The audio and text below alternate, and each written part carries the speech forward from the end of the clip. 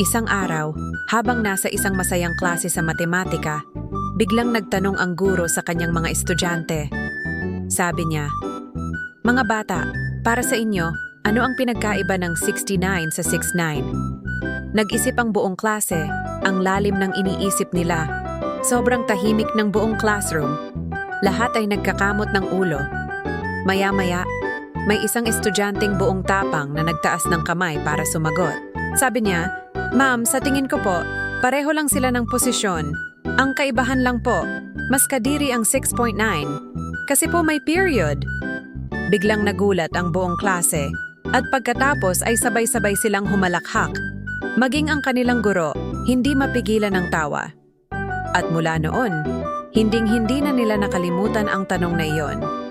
At lalong-lalo na ang napakawiti na sagot ng kanilang kaklase. Kung nagustuhan niyo ang kwento, huwag kalimutang mag-like at mag-subscribe para sa mas marami pang katatawanan. Salamat sa panunood.